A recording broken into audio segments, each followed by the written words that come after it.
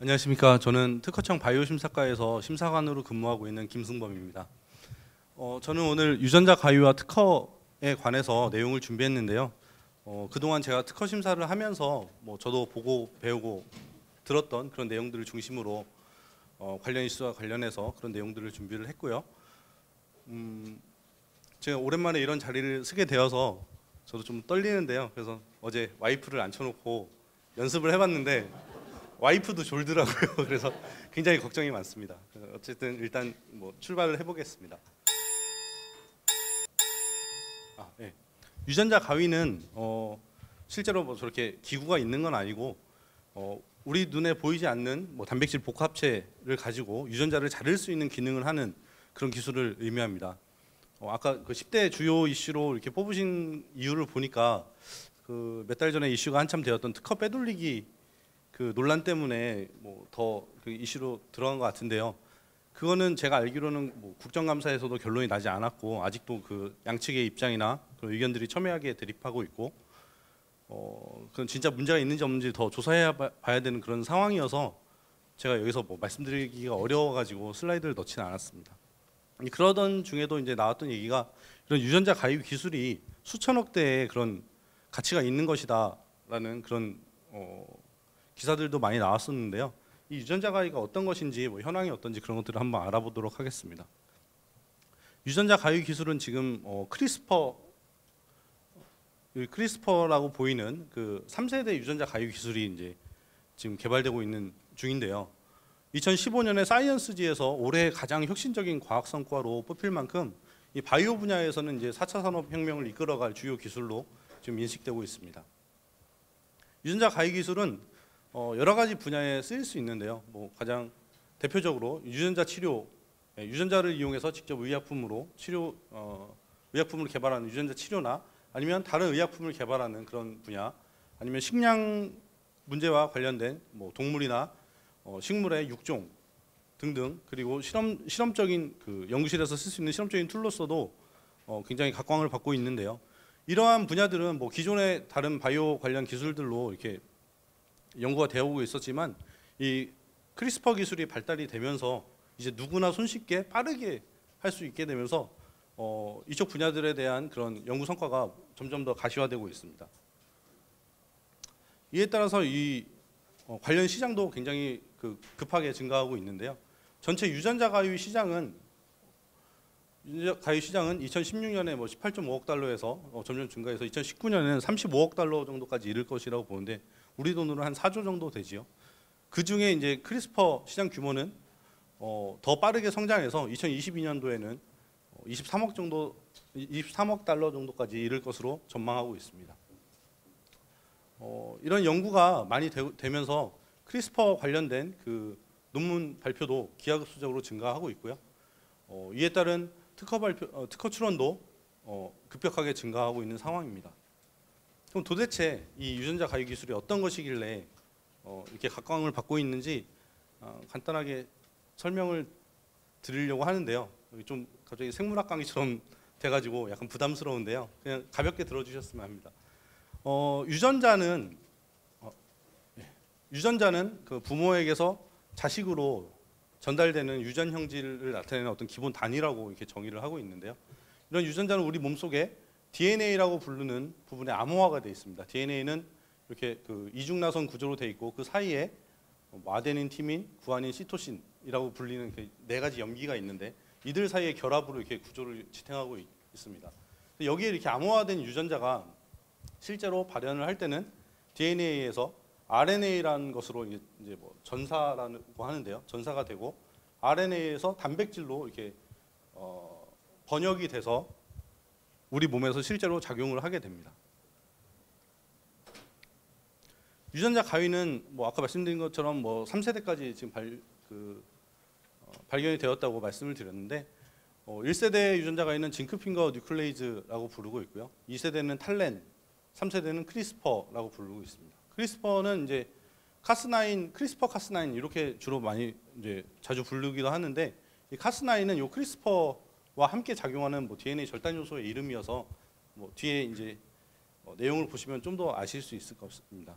이런 1세대, 2세대, 3세대 그 유전자 가위들 모두 하는 일은 동일합니다. 이게 여기 보시는 건 DNA 아까 그 이중나선인데 거기를 이렇게 자르는 역할을 하고 있어서 역할은 동일한데 우리가 실제로 쓰일 때는 그 유용성이 좀 많이 달라지게 됩니다. 이러한 유전자 가위들은 뭐 자동차 기술처럼 하나에서 하나 다음 것으로 이렇게 점점 개량되면서 발달한 것은 아니고요. 아까 1세대, 2세대, 3세대는 각각 다른 루트로 이렇게 발견이 되었습니다. 처음에 1세대 징크핑거 같은 경우에는 1985년도에 단백질에 결합하는 DNA에 결합하는 단백질로서 처음 발견이 되었는데 한 10년 정도 지난 후에 이것을 유전체 편집에 활용할 수 있겠다라고 해서 개발이 되었고요.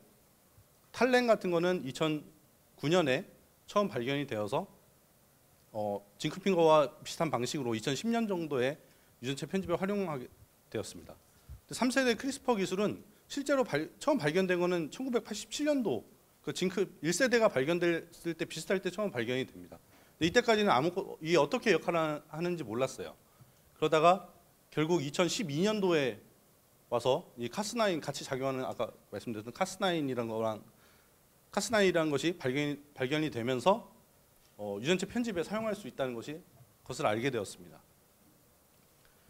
유전자 가위가 아까 말씀드린 것처럼 이렇게 DNA 이중나선을 이렇게 자르는 역할을 한다고 했는데 이렇게 되면 도대체 그 이후에 어떻게 되길래 이렇게 우리 삶에 유용한 것인지 그런 부분에 대해서 말씀을 드리면 이 DNA가 우리 몸속에 있는 세포에서 DNA가 이렇게 잘린다는 것은 우리 몸에서 굉장히 큰 세포의 입장에서는 큰 사고를 당한 것이기 때문에 이걸 수선을 못하면 그 세포는 죽게 됩니다. 그래서 우리 몸에는 이걸 수선하기 위한 여러 가지 메커니즘이 있는데 하나는 non-homology end joining이라고 하는 이 잘라진 부분을 그냥 붙여버리는 것입니다. 붙여버리는데 이게 이 과정에서 요 사이에 아까 말씀드린 그 DNA를 구성하는 염기들이 없던 것들이 끼어 들어간다든지 아니면 그 접합하는 부위에서 떨어져 나온다든지 하는 그런 현상이 일어나는데 이렇게 되면 보통 그 유전자의 기능을 상실하게 됩니다.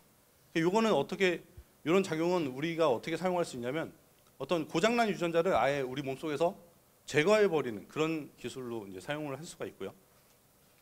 이것보다 이제 확률적으로는 많이 일어나진 않지만 더 유용한 기술이 기술이라고 하긴 좀 그렇고 현상이요.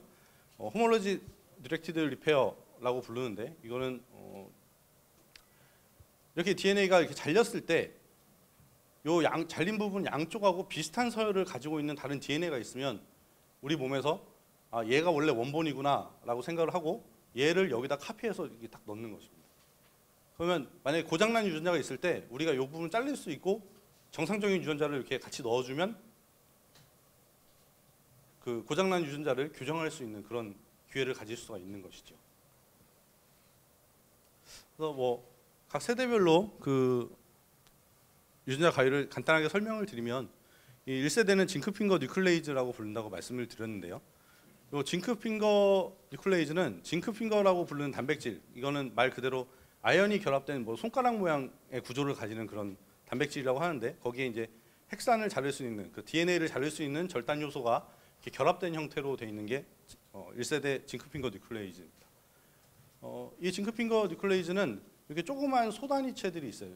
조그만 그 징크핑거들이 3개의 염기를 이렇게 인식을 하는데 우리가 원하는 자르고자 하는 서열에 따라서 요 징크핑거 단백질들을 각각 하나씩 이렇게 조합을 해서 유전적으로 조합을 해서 사용을 해야 됩니다.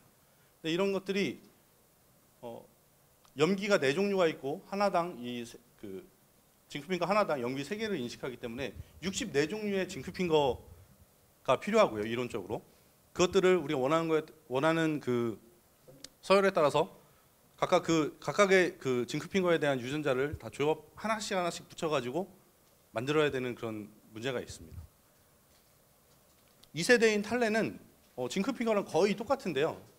요 탈렌의 요 소단위체는 하나의 염기만 인식을 합니다. 하나의 염기만 인식을 해서 결국 필요한 요 소단위체들은 4개만 있으면 되긴 되는데 얘도 어떤 서열이 있으면 하나하나 각각에 대한 유전자를 다 조합을 해서 만들어야 되는 그런 어려움이 있는데 이게 실험적으로는 지금 이렇게 들으시면 뭐 크게 와닿지 않으실 수도 있는데 실제로 실험적으로는 노동력과 시간, 비용이 굉장히 많이 드는 그런 문제가 있는 것들입니다. 그런 문제가 이제 3세대 크리스퍼 기술이 발전이 되면서 많은 부분이 해결이 되는데요. 크리스퍼 기술은 아까도 말씀드렸듯이 1986년 정도, 86년, 87년 정도에 처음 이런 것들이 발견이 되는데 그때는 아무것도 뭐 하는 건지 모른다고 말씀을 드렸었죠. 그게 1987년도에 일본 연구팀에서 이 대장균 유전자를 이렇게 쭉 검사를 해보니까 이상한 구조가 있었습니다. 여기에 보면 일정한 간격을 두고 회문 구조가 반복되는 특이한 서열이었는데 회문 구조는 여기 보시듯이 앞으로 읽거나 뒤로 읽거나 똑같은 말을 우리가 회문이라고 하잖아요. DNA나 RNA에서 이제 그 회문 구조라고 하면 아까 서로 결합하는 염기들끼리 마주보게 되는 그런 형태를 회문 구조라고 하는데 그러한 DNA에서 뭐 나오는 RNA를 보면 여기서 보시듯이 이렇게 헤어핀 모양, 그 머리핀 모양으로 된 구조와 중간에 이런 서열들이 있는 그런 형태를 가지게 되는데 이때까지는 이상한 게 있다라고만 알았지 요 사이에 있는 애들이 뭔지 몰랐습니다. 그러다가 20년이 지난 2007년 정도에 요구르트 회사에서 연구자들이 이 부분이 어떤 서열인지를 찾아냈어요. 이 사람들이 이제 유산균에 대해서 유산균을 죽이는 바이러스, 이제 세균에 대한 바이러스는 이제 파지라고 부르는데요.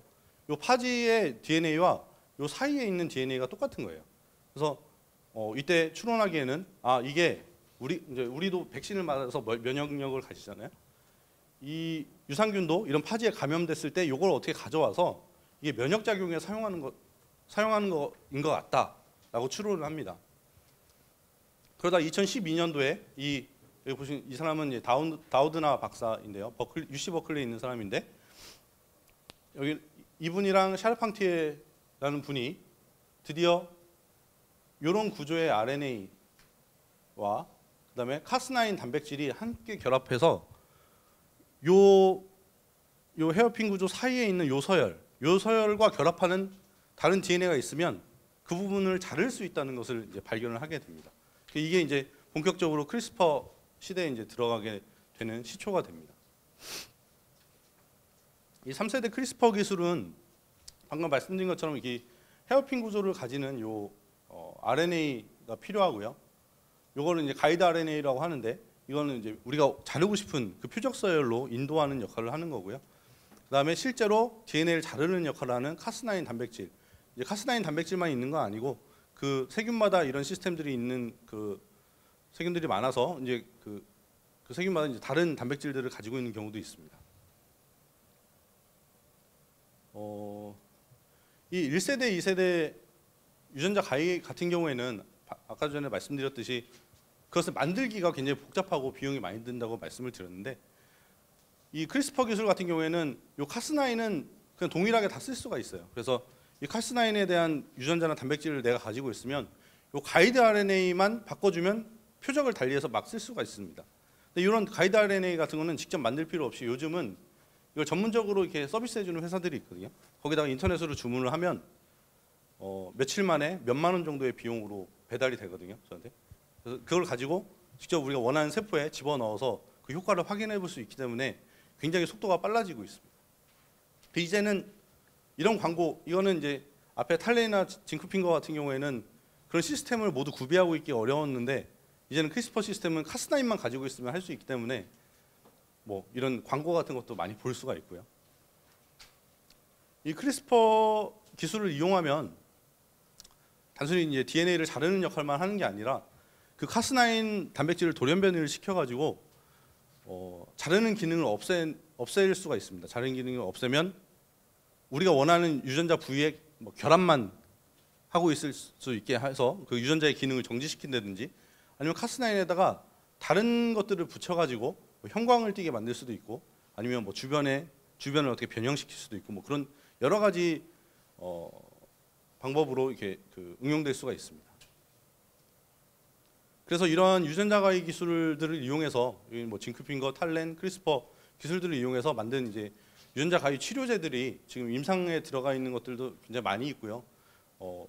대상이 되는 질병은 뭐 에이즈나 빈혈, 그다음 뭐 암들 같이 이제 유전자 치료로 치료될 수 있는 그런 가능성이 있는 질병들이 모두 다 대상이 될 수가 있습니다. 이런 유전자 가위 관련돼서 원천 기술을 가지고 있는 그룹이 세계 네 개의 그룹이 있는데요. 아까 처음에 말씀드렸 그 크리스퍼 기술을 발견한 이 다우드나랑 샤르팡티에 박사들이 각각 이제 관련된 기업들이 있고, 그리고 그 이후에 MIT의 브로드 연구소에 이제 팽장 장펑이라고도 하기도 하고 팽장 박사 그룹이 있고요. 그리고 또 마지막 그룹은 우리나라의 이제 그 김진수 교수님 그룹입니다. 이분 관련해서 이제 이슈가 굉장히 많았었죠. 예. 이들 사이에 이제 경쟁이 치열하다 보니까 뭐 특허 분쟁도 많이 일어나고요. 바로 몇 달 전에 이제 결론이 거의 난 것 같은 그런 UC 버클리 대 브로드 연구소의 그런 그 특허 분쟁이 있었습니다. 일단 아까 말씀드린 것처럼 처음에 그 다우드나 교수 측에서 UC 버클리 다우드나 교수 측에서 이 원핵세포는 이렇게 생긴 게 미생물 세균을 의미하는데요. 세균에서 크리스퍼 시스템이 제대로 작동하는 것을 확인을 해서 그걸 가지고 출원을 합니다. 출원을 하고 심사를 받고 있지 않았는데 그 이후에 MIT 브로드 연구소의 이제 팽장 그룹에서 진핵세포는 이렇게 생긴 이제 동물세포를 의미하는데, 동물세포에서 이게 워킹을 한다라는 것을 확인을 해서 출원을 하고 우선 심사를 통해서 빨리 등록을 받았어요. 그래서 이 UC 버클리 측에서는 얘네 우리 특허에 저촉되는 거 아닙니까? 라고 이제 심사를 신청을 하는데, 결국 이게 결론은 브로드 연구소 이 팽장 쪽에 손을 들어줬죠. 이때 이슈는 뭐였냐면 원핵세포와 진핵세포의 가장 큰 차이점은 요 핵이 따로 있냐 없냐의 차이인데, 요 핵은 핵막으로 둘러싸여 있는데 크리스퍼가 과연 이 진핵세포에서도 핵막 속으로 들어가서 워킹을 할 수 있느냐, 그거를 세균에서만 봤다고 해서 요거까지 확장할 수 있느냐, 그런 문제였습니다. 그래서 결국은 말씀드린 것처럼 이 팽장 MIT 교수 측 이제 이긴 걸로 돼 있고요.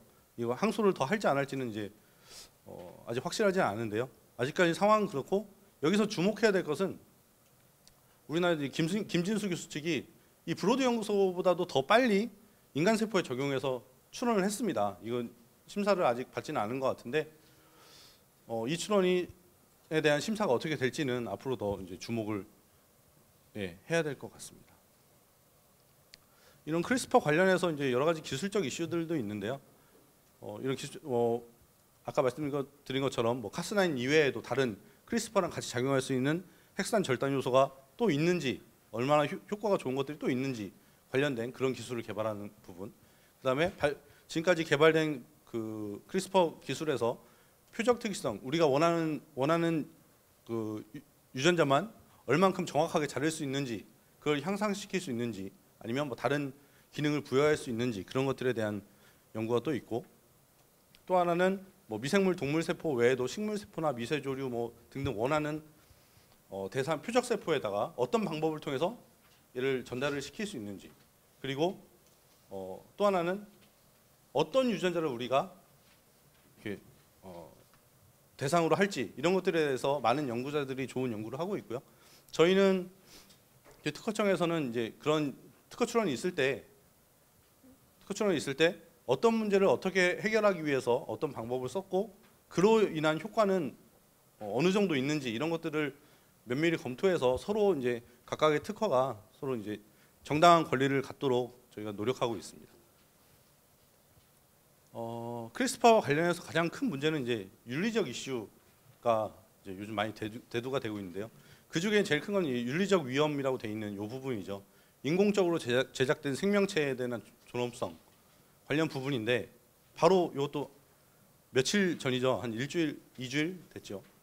중국에서 요 뉴스 많이 보셨을 텐데, 중국에서 유전자 편집으로 쌍둥이를 출산했다고 했었습니다. 그 전까지 배아 연구는 좀 했었다고 했었거든요. 그 배아 연구는 다음 슬라이드에서도 보시겠지만 뭐 많이들 허용하고 있는 나라들도 있고 해서 하고 있었는데, 실제로 사람을 이렇게 출산한 거는 없었는데 중국에서 했다고 해서 지금 굉장히 뒤집어진 상태고, 이분 말처럼 여기 이제 잘은 안 보이는데 뭐 치명적인 유전적 질병에서 아이를 구할 수 있는 그런 유전자 치료다라고 이제 주장을 하고 있는데, 뭐 이건 틀린 말은 아니지만 윤리적인 문제는 크게 있어서 뭐 비난도 많이 받고, 뭐 어제 뉴스인가 보니까 이분이 지금 행방이 묘연하다 이런 얘기도 있고, 예, 그렇더라고요. 어쨌든 그래서 이런 그 배아 연구는 뭐 수정란에서 이제 그 서로 점점 이렇게 아기가 돼가는 있는 중간 정도인데, 배아 연구는 많은 나라들에서 허용은 하고 있습니다. 착상을 금지시키는 정도의 이제 제한적으로 뭐 그렇게 많이들 허용을 하고 있는데, 우리나라 같은 경우에는 생명윤리 및 안전에 관한 법률에서 이제 유전자 치료 관련된 연구 자체를 제한적으로 허용을 하고 있지만 인간 배아에 대해서는 전면적으로 금지하고 있어서, 우리나라의 그 김진수 교수 측도 인간 배아에서 이게 크리스퍼 기술이 제대로 작동하는지 보기 위해서 미국에 가서 미국 연구팀하고 같이 했다고 하더라고요. 그래서 이제 우리나라가 이제 그 세계에서 우위를 점할 수 있는 몇 안 되는 기술 중에 하나가 이 유전자 가위 기술일 것 같은데, 이런 윤리적 문제도 해결을 하고 또 기술적으로도 발전을 시켜야 되는데, 이거를 뭐 앞으로 어떻게 그런 법률적으로 제한을 할지, 제한을 풀지, 뭐 그런 것들은 더 사회적 합의가 많이 필요한 상황이고요. 그 유전자 변형 식품하고 관련된 그 GMO 많이 들어보셨을 텐데, 뭐 GMO 같은 경우에도 이제 그 크리스퍼 기술이랑 많은 관련이 있는데, 기존의 GMO랑 다르게 크리스퍼 기술을 이용하면 자연적으로 일어나는 그 돌연변이, 전통적으로 우리가 뭐 젖붙이기 이런 걸 하면서 막 그 육종도 하고 하잖아요. 그런 거랑 구별을 할 수가 없습니다. 그래서 그런 부분들에 대해서 어떻게 해결을 해야 되는지, 그런 부분들에 대해서도 더 많은 논의가 필요하다고 하고 있습니다. 저희 이제 특허청에서 심사를 할 때 이런 윤리적 이슈 관련해서는 한 두 가지 정도를 크게 이제 살펴보고 있는데요. 하나는 특허법 제29조에 있는 이제 특허 요건, 산업상 이용할 수 있는 발명이어야 특허가 가능하다라는 부분이랑, 하나는 특허법 32조에 뭐 선량한 풍속에 어긋나거나 공중의 위생을 해칠 우려가 있는 이런 발명은 특허를 줄 수 없다 하는 이런 부분이 있습니다. 먼저 산업상 이용 가능성 관련해서 한번 이제 말씀을 드리면, 간단하게 이제 수술 치료 진단과 관련된 그런 의료 행위 같은 경우에는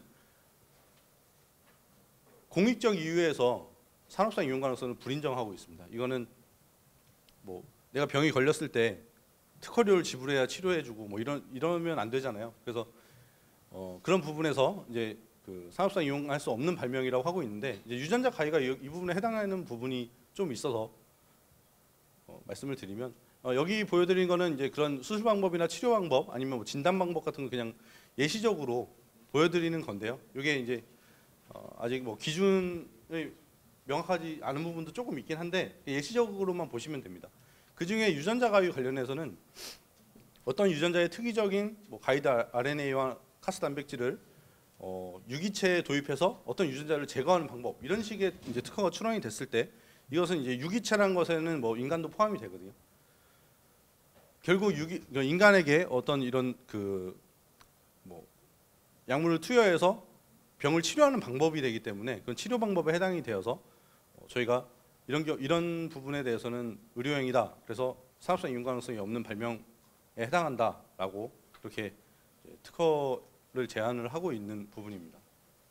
또 하나는 말씀드린 것처럼 이제 32조에 특허를 받을 수 없는 발명인데, 인체를 사용하는 발명으로서 이 발명을 실행할 때 필연적으로 신체를 손상시키거나 신체의 자유를 비인도적으로 구속하는 발명, 인간의 존엄성을 손상시키는 결과를 초래할 수 있는 발명은 공소양속을 문란하게 할 우려가 있는 것으로 인정한다. 어떤 발명에 대해서 특허를 줬는데, 발명 예를 들어서 팔을 자르는 발명이에요. 그런 건 안 되겠죠, 당연히. 이제 그런 부분들인데,